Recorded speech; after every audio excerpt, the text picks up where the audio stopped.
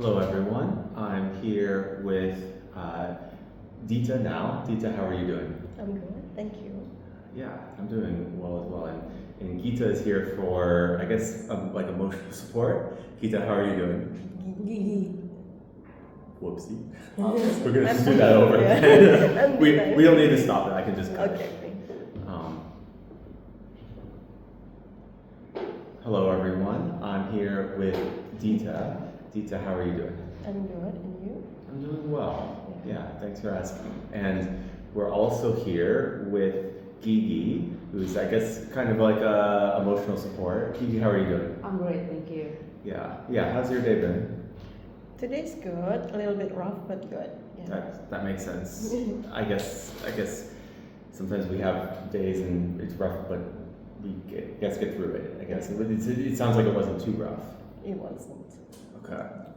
Do you want to maybe tell us a little bit about your story? And for context, we're currently in Yogyakarta, Indonesia. And yeah, maybe do you want to get started talking about yourself? Yeah, my name is Dita. I was born and raised in Jakarta, and then I moved to Yogyakarta around 2018. And I have one brother and my parents. I live with my parents and my husband, and I have one kid, my daughter. So your parents also moved from Jakarta to Yogyakarta to here. Yes, living together with us. What has that been like, living with your parents, living with your husband, and living with your kids? Yeah. Well, actually, it's a little bit rough because they made me triggered with bipolar, my parents. But can we go to number? Yeah. Actually, living with my parents is a little bit rough because I'm already married with one kid. But yeah, we used to get along with each other really well, trying our best. So the kid, when you said you're married with one kid, is the kid in the marriage or is the kid prior to the marriage? In the marriage. Okay. Yeah, what has it been like living with your parents? In the U.S., there's different cultures with this, but in the U.S. specifically, that's not normal anymore. Well, actually, the problem is I'm a little bit of I'm a youngest in my family, and a little bit not independent, and a little bit spoiled. So I think I don't know if I can handle marriage without them. Yeah, but in Java culture, it's usual because the youngest child used to ini apa sih? Merawat, taking care of the parents. In Java, it's normal. Okay, this makes sense. And in some Southeast Asian cultures, it's the youngest child, it's the youngest daughter. In my experience, that ends up doing most likely to do this. I don't know if that's also the case in Java, that it's the youngest daughter specifically. Taking care of the parents. Okay. So what has it been like? You said that you were often both spoiled, but maybe not independent. What do you mean? I mean, I used to live with them since I was a child, and it was back then in Jakarta. And then when in university, I got accepted in Jogja in Gajah University, and at first they didn't allow me to go outside Jakarta, but then I insisted because I wanted to be independent, more independent. But then after I graduated, they asked me to move back to Jakarta because they don't want to get separated with me for too long. And so they wanted you to come back, and it seems like the alternate answer was that they came here. Yes. What has it been like living, with your marriage with your husband? You said that you find the marriage hard without your parents. What did you mean, or what has that been like?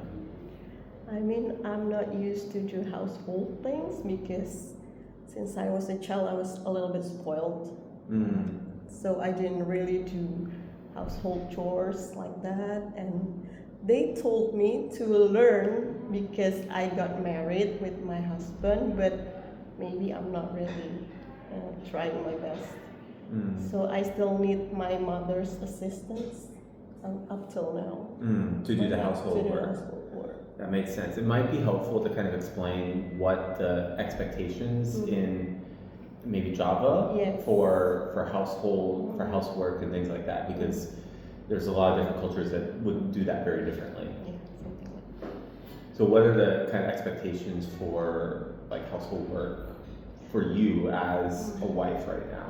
Actually, when a woman get married, they used to separate with parents also, but I insisted to get to get along with my mother because I'm not used to do household, something like that, and then we just like, yeah, get along. And it seems like, in terms of, as a quick side, it seems like you also work, because we've talked about you Yes. working. So do you work and then come home and do household? Do you also work a full-time job, or what do you do in addition to? It seems like you do both. You do both work and household work at the same time. Actually, when I got married, I was working when I graduated. After I graduated from university for about 3 years, and then when I got married, I decided to be a full-time mother. Yeah, and then I became a full-time mother. But then my mother said like, you're not really good at household chores, so I think you better work. Do you agree? I didn't want to, but now, and then I think, yeah, maybe she's right. You think maybe she's right? Yeah, I think I'd better work. It sounds like, I mean, that sounds like an insult on her part, but it also sounds like that means that she's doing the work. Yeah. So maybe that's a bit less on your plate. Yeah, something like that. What has it been like going back to work? How long ago did you go back to work? About 10 years. I mean, I get back to work for a month now. After 10 years not working. What's that been like? Well, actually, it's because the condition, we have a financial issue right now that I need to go back to work to help my husband. So then I got a job offer, and then I get it. Do you think this financial issue, is it a temporary issue, or do you think it's just, this is what you guys kind of need going forward? Well, prior to the story is my husband got resigned from his job 2 years ago, and then he's getting hardship to get back to work, and we are helped by our parents to live, and then they say you better work to help your husband.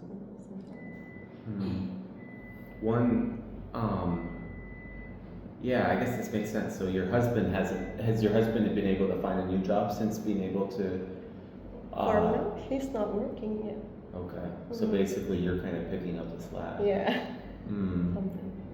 What has it been like in terms of like in the family with all these different things going on? You got the stuff with your parents, the stuff with your husband, the stuff with your kids.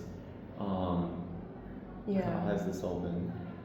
I need to be able to do my part in every. Well, actually, for now, at the time being, I'm not living together with my husband because he's moving back to his parents' house in Klaten, and I live here in Jogja. We've been like separated for about 4 months now. Sorry. Yeah, he's trying to find a new job in his hometown, and I'm trying to find a new job in my hometown. So we live separately, but yeah, for now I'm working, and he hasn't been able to find a new job. How far is his hometown from Jogja? About 30 minutes away. Okay, so it's kind of in a rough area. But it's a different province. What's it been like being separated from your husband? Well, it's tough because yeah, we had issues. I mean, like marital issues. Because like we're talking about cultural issues in Java. One of the child needs to take care of their parents. In my case, in my family, I am the one who's taking care of my parents.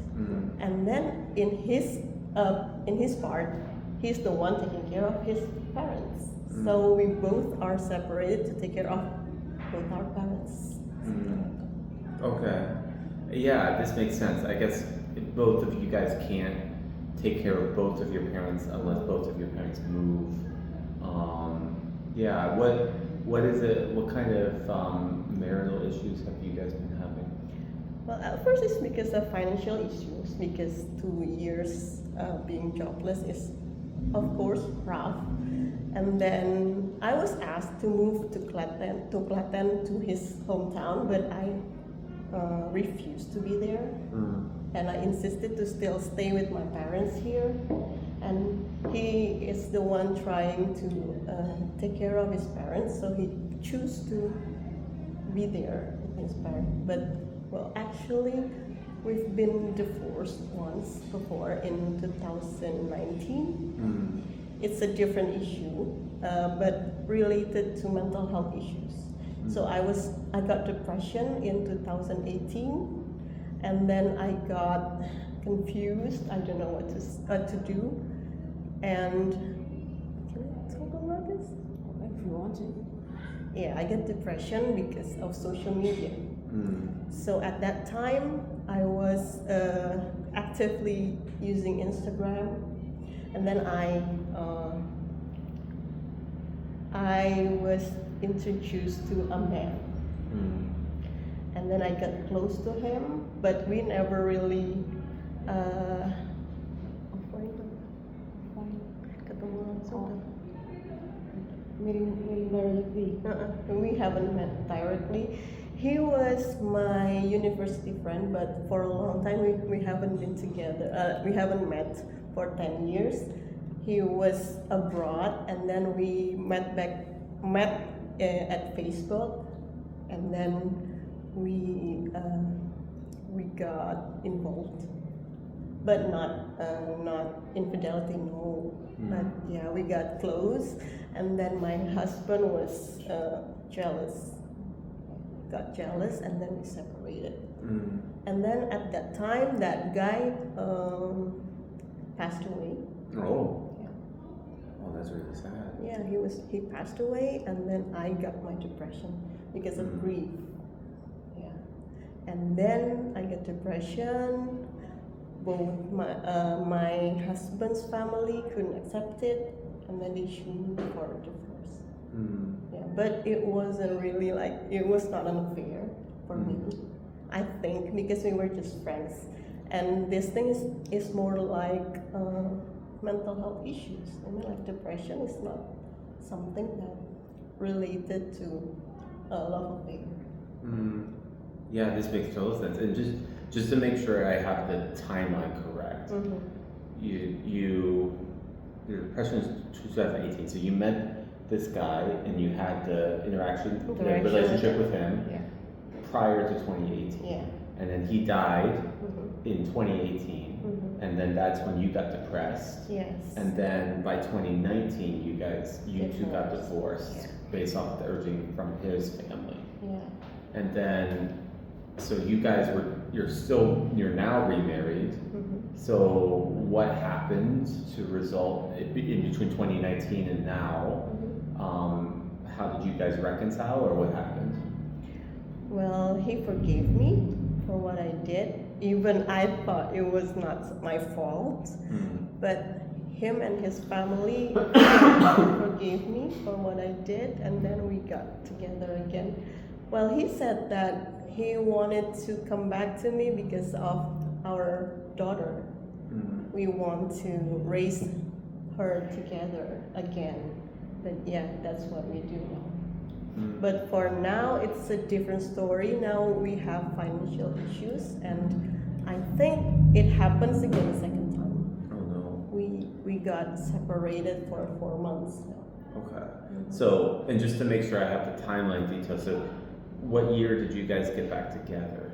2021. 2021. So you've been back for 4 years. 4 years, yes. But and then you started to have the financial issues Mm-hmm. like last year. Mm-hmm. Okay. How has the financial issues impacted the relationship? Yes, of course, because we couldn't afford, almost like we couldn't afford tuition fee for our daughter, for her school, and then for, I And mean, like just, it's how old is your daughter? 10 years old. Okay. She's a 5th grade elementary school in Indonesia. Yes, so like at first we didn't really felt any difference because we still had savings. Yeah, we still have savings for 2 years. But now we're running out of money, and my husband got depression because of this financial issue. He got depression, and then his family couldn't accept it because they said that I spent all of his money, all of his savings, and they got mad, and then they asked my husband to move back to So hometown. they blamed you Yeah, for the because financial issues. They blame me for the financial issues. And how does that make you feel? Good that they blamed you and then that your husband moved back? Well, at first I couldn't accept it, but I think now maybe this is the best way. Maybe it's written, I believe it's written for us, something like that. What do you mean? Well, I believe it's God's plan. So, what do you see as some of the advantages? It seems like have there been nice aspects of the fact that he's further away? I become more resilient. I become more independent because I used to not having a job before. When we get married, I never had a job, but now because of this situation, I need to be able to make money. Right. I mean, like forcefully, God need to be able to make money, and for the time being, I feel good about myself better. That's good. Yeah. Yeah. How does it feel to work? I mean, that sounds Yeah, because big transition. yeah, I think I feel a lot better for myself now. I mean, like being independent, meeting new people, meeting kids. I like being around kids, and then I teach them. Yeah, you I might have to always- describe what you do. I do teaching autistic kids. We have 12 kids in one class, and then we have 3 teachers, and I'm a shadow teacher for the compassionate children.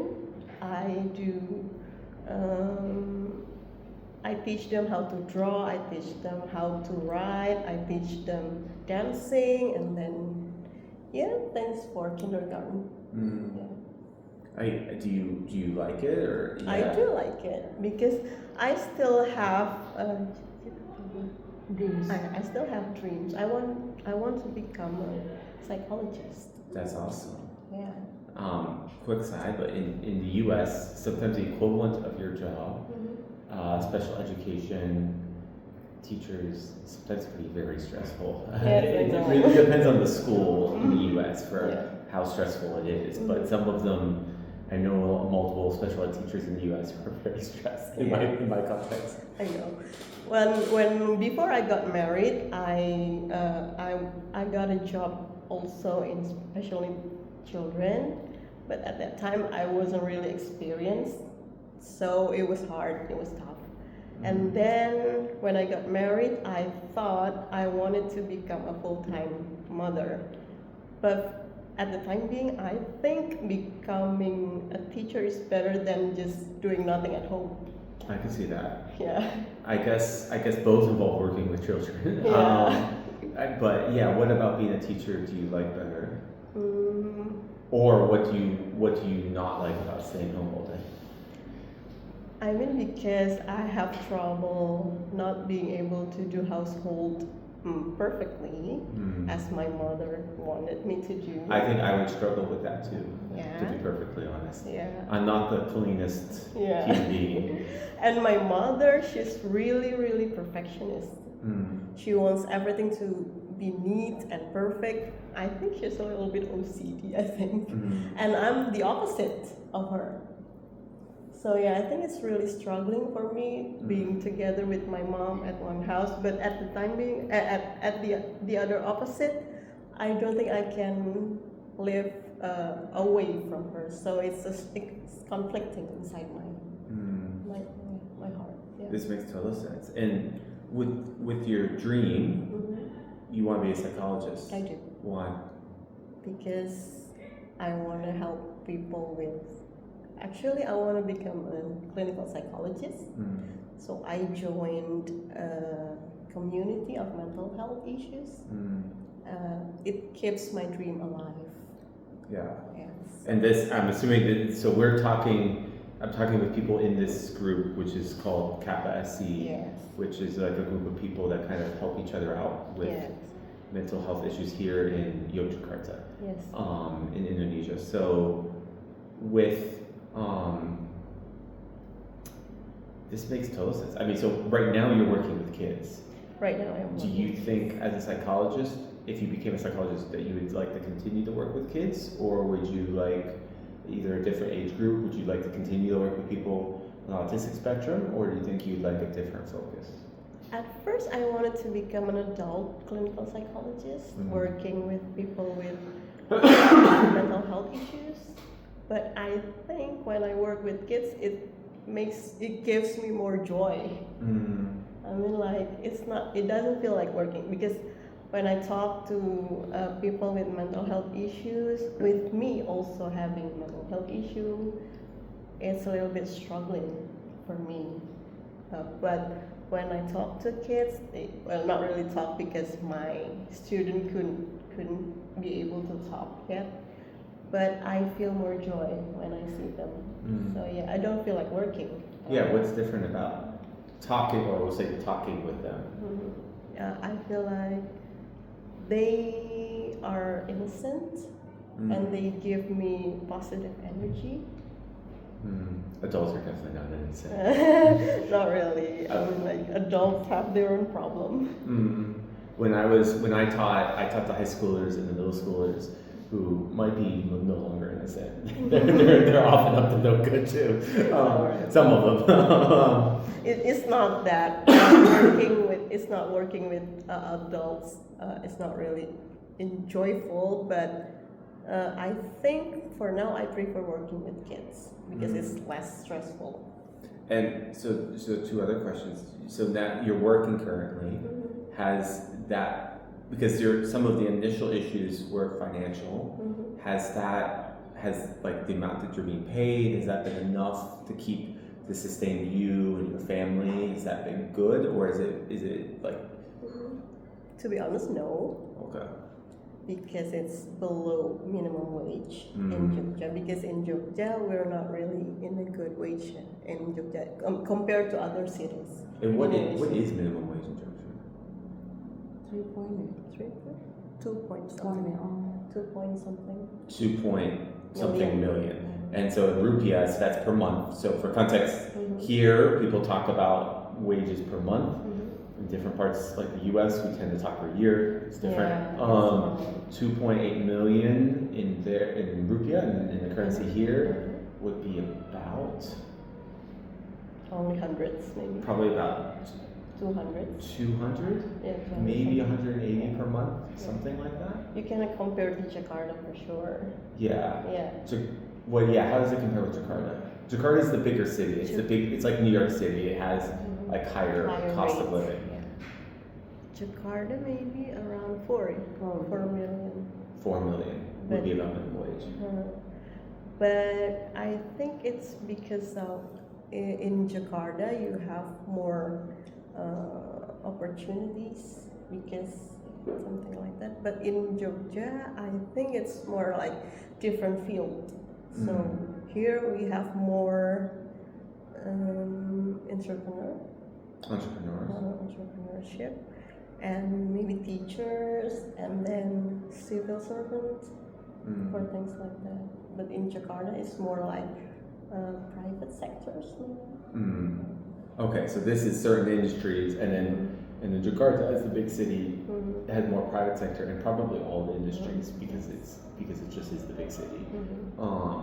For you, do you feel like the options were limiting, or do you feel like you've been able to find something to do that you feel fulfilled and self-actualized in?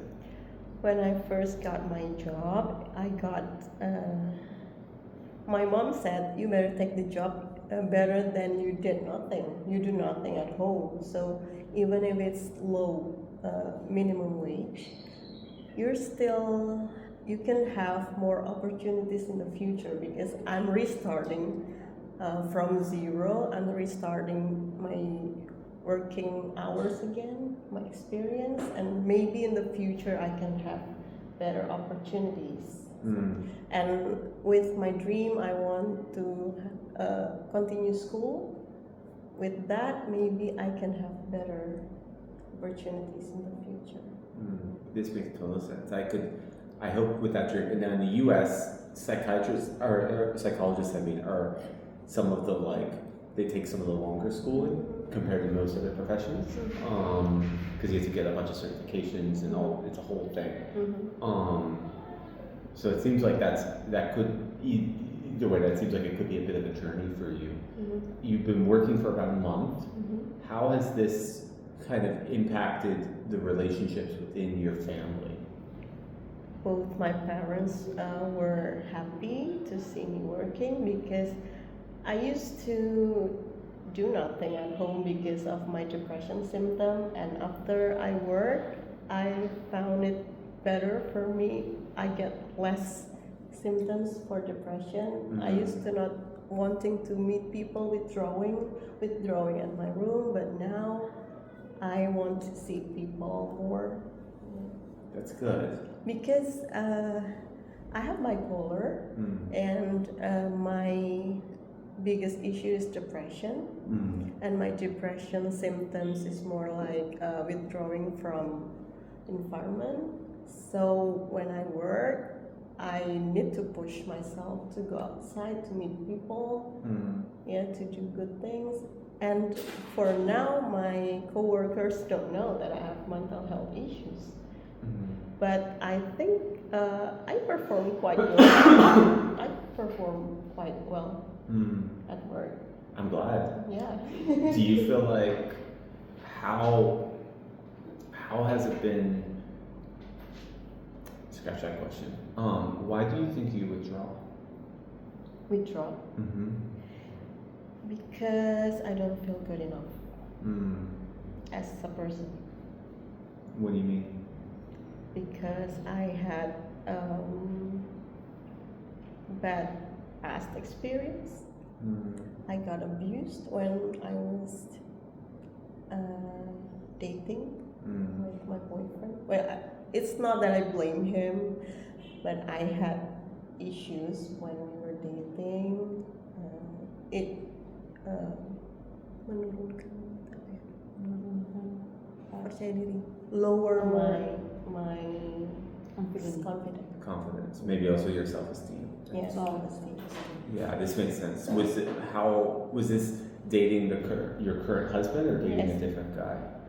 Current husband. How old were you at that time? I was 23. Okay. And so you were abused by him. What was that like, and then how did that impact your image of yourself?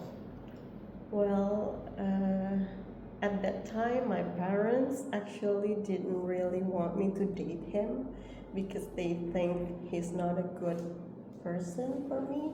But I insisted with them that he's the one that I choose. But I think maybe they were right because they are more experienced than me, and then I got sexual abuse.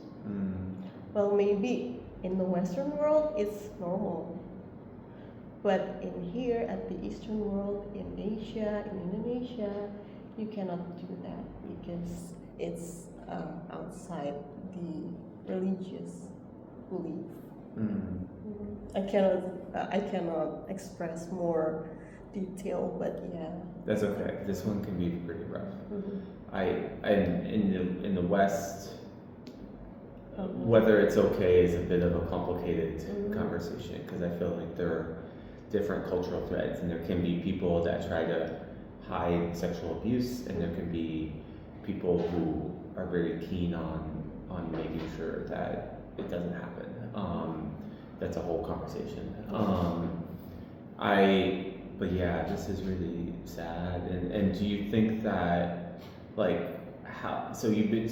you experienced this while you were dating, like many years ago, Around almost 15 years ago. almost 15 years ago. And do you feel like has his treatment of you changed? I mean, you got married. You guys had moments when you got separated, you got remarried, but like did he change in meaningful ways with regards to this, or? Well, he is. He's changed a lot.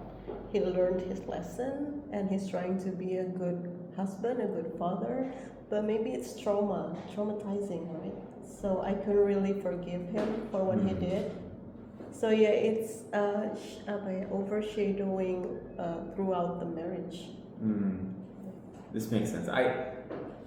My views on forgiveness are a bit complicated, but with regard to trauma, I think there can be times when forgiving there can be forms of forgiving that are just like you act as if it never happened, and I don't think that's always a helpful way to forgive, and especially in the case of trauma, forgiveness doesn't always mean forget. Because in the case of trauma, our like bodies, our psychology like literally reminds us, and I don't know that forgiveness is always a good model for trauma for people who are having traumatic experiences with this. Or maybe put differently, forgiveness looks different. Could be another way to phrase that. Or what do you think? Thank you. I mean, like, even if he apologized and maybe he's changed into a better person, but still, there's something in me that left out. I mean, like,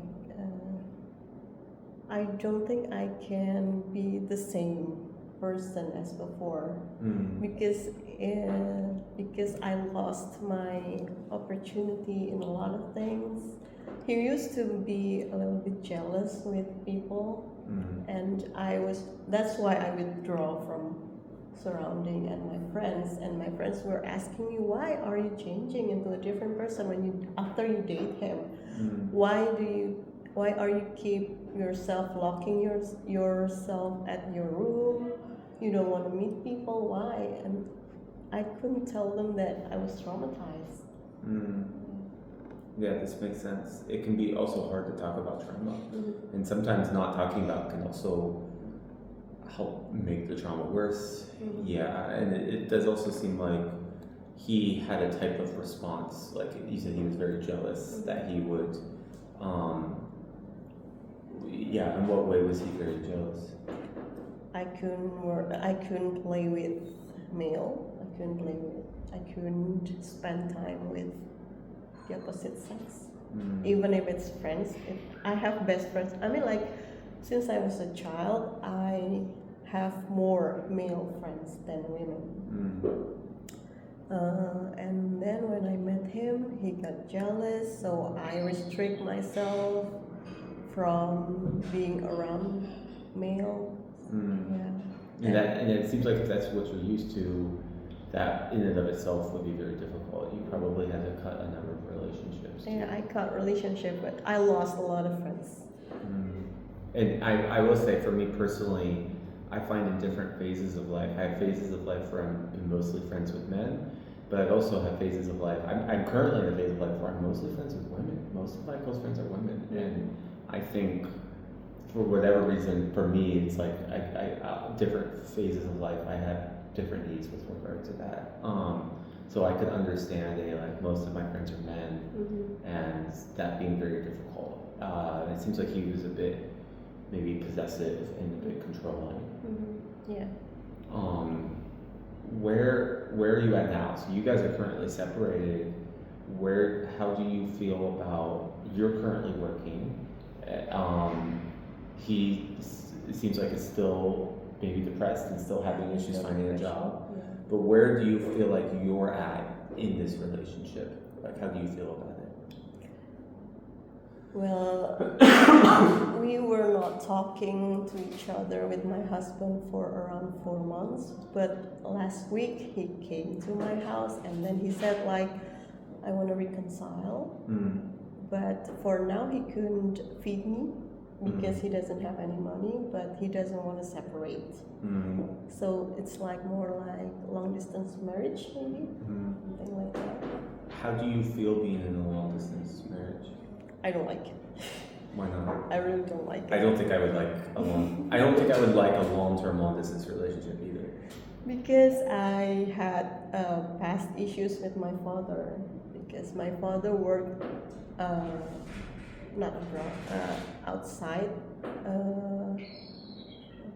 I live in Java and he worked in Aceh for a long time. I mean, like most of my childhood I spent with my mother, so I felt a little bit fatherless. Yeah, I couldn't find any father figure for me. I met him only once in 6 months for about only maybe a week or two for a long time. So when I got married, I don't want to be separated for a long time with my husband because of my past experience with my father. So yeah, I think what I want is to be around husband. Yeah, for him to be around me. That makes sense. So when he came and talked about reconciling, how do you personally feel about that? Well, for now, I think it's good because, I mean, like religiously in Islam, we have rules that when a woman was not given feed for 6 months, she can given food for 6 months, she can ask for divorce. But how many months has it been? It's still 4 months. Okay. 2 months to go. Go ahead. So I'm not talking about separation. I mean like divorce because we're still thinking about our child. But well, we'll see. I mean like I'm in the waiting. I'm in the waiting phase. Yeah, you have at least 2 more months to sort that out. Yeah. What if you decided to go down the reconciliation route? And obviously, to me, you don't have to. It's up to you. What do you think reconciliation would look like for you? What do you think it would look like for you to feel reconciled? Well, the main problem now is I don't want to move to his parents' house in Klaten.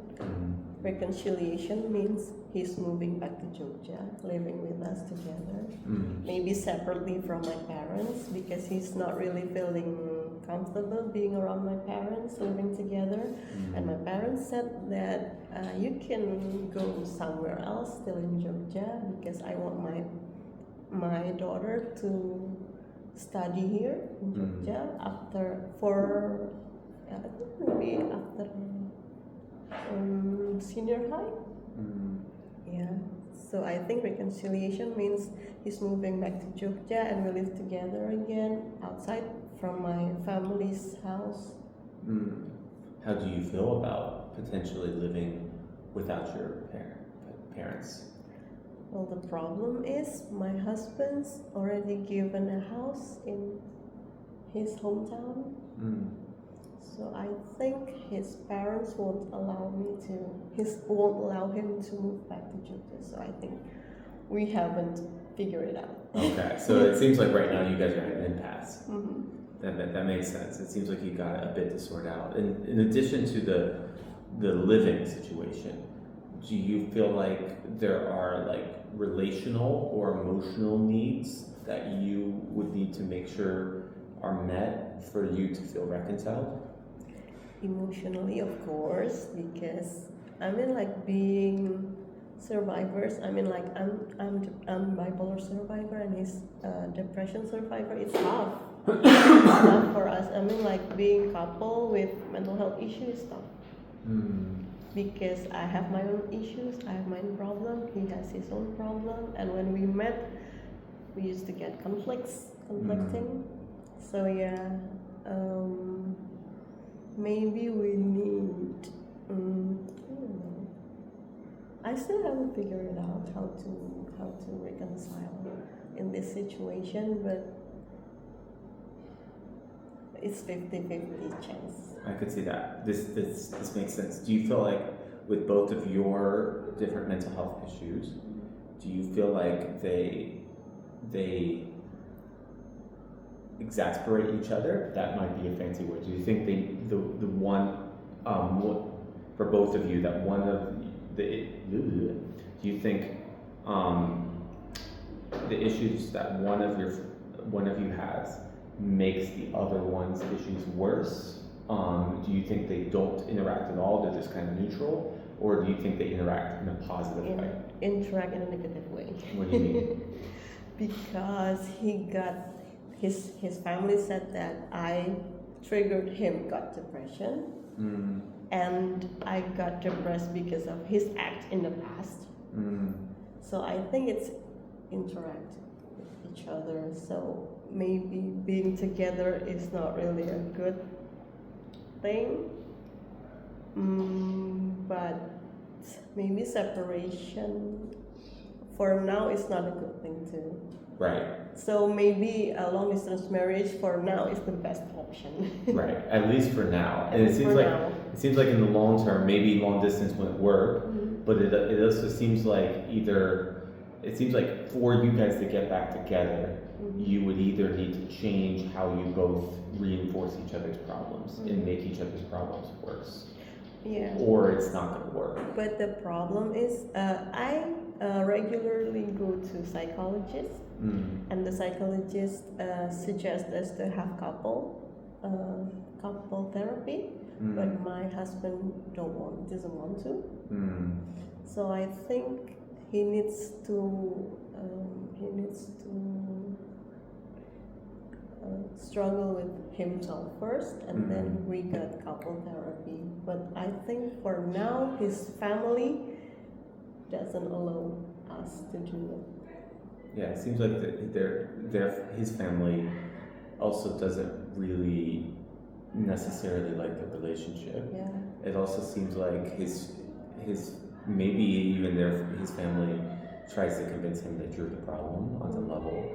I bet that's the narrative they tell.